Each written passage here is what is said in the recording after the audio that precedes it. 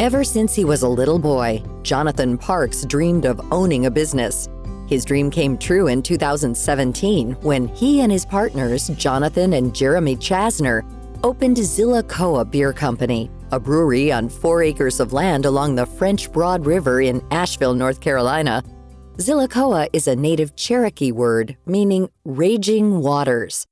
Little did Parks and his partners realize the name was like a prophecy that came true 7 years later. In late September, Hurricane Helene made landfall in Florida as a Category 4 storm.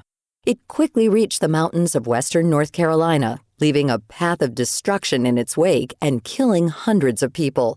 Jonathan Parks says the brewery was almost immediately impacted. All of the tanks on the south side of the building, everything on the south side of the building was completely blown out. It's just gone. Our brew house and our clean cellar, which is where we make our lagers and clean ales and IPAs and things like that, on the north side of the building was all still there and is still there because they were all full of liquid, so they weren't able to move anywhere. Even though the business is on the riverfront, Parks and his partners didn't have flood insurance. He says it would have cost them upwards of $40,000 a year to purchase it. They figured the worst-case scenario would be a foot of water in the building, which had happened once before.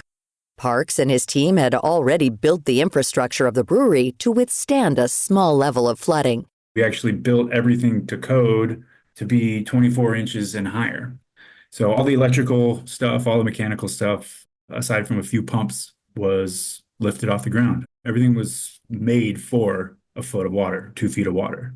But on Thursday, September 26th, Parks received a phone call from the city of Asheville, which made him a little nervous. I got a call from the city saying that we were going to have historic and catastrophic flooding. And I was like, oh, damn, we should do something. We can put some stuff up. We had just gotten a shipment of cans that were printed and they were beautiful. So we moved those up. We put things up that we could just to prepare for that foot of water that we might have in the worst case scenario. The worst case scenario turned out to be a lot worse than just a foot of water. Just a few days later, Zillicoa Beer Company had 6 feet of water inside the building. Since early October, Parks and his partners have been trying to figure out a way to fix the damage. They've started a GoFundMe page and plan to rebuild on the same spot. He says he doesn't know how long the process will take.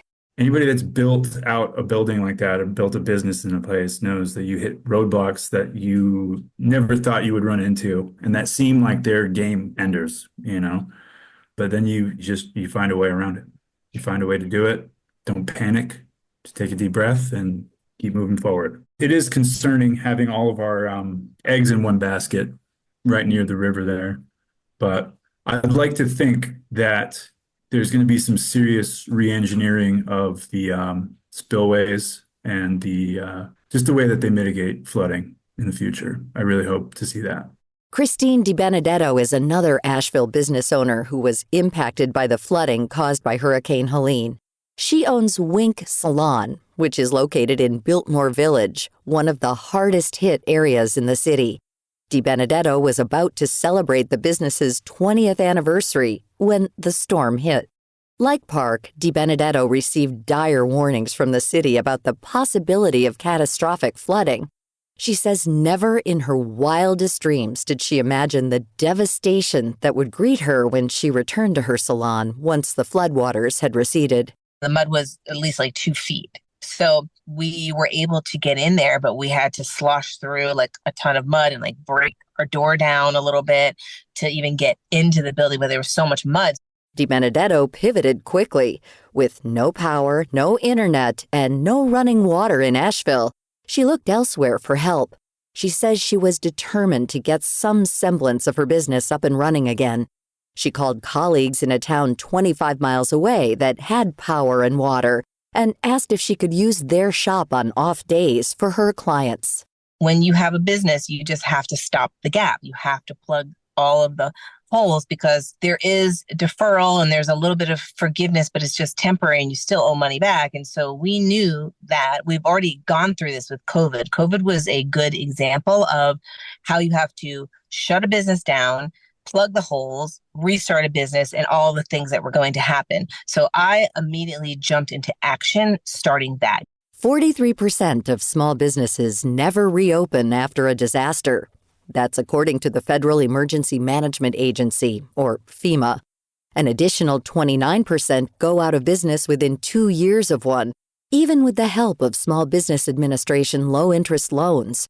Research by the J.P. Morgan Chase Institute shows that small businesses typically don't have enough buffer cash to tide them past 27 days. DiBenedetto hopes that's not the case for her. Before the storm, she had employed 32 stylists. Now she's down to 10. Some went to work at other salons. Some went to work at like little studios, open up their own thing, and some left the city.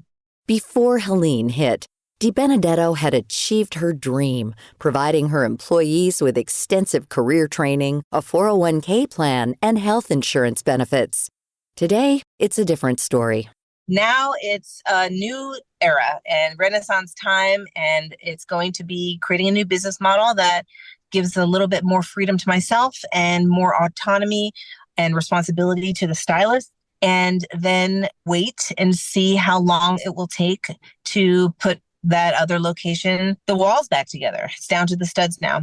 DiBenedetto says there are a lot of unknowns ahead for many people and for the city of Asheville itself. Asheville's a city divided right now. It's divided among the people that really have lost like everything, their business and their homes, and among the other parts of town where it's business as usual. So people just be patient with businesses and support the small business, because they're the ones that really like help elevate your city and give people jobs to own homes. And so just go out there and have compassion and support your small businesses. Asheville and other North Carolina communities have a ways to go towards rebuilding parts of the city. But the residents and business owners there like to say they are #WesternNC Strong. To learn more about our guests this week, visit viewpointsradio.org. For more behind the scenes, search Viewpoints Radio on Instagram, X, and Facebook.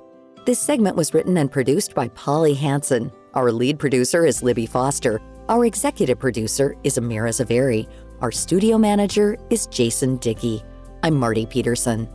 This segment is brought to you by Progressive. Since 2013, the annual Progressive Keys to Progress event has provided deserving veterans with vehicles, helping our heroes drive their lives forward. Learn more about this program at keystoprogress.com.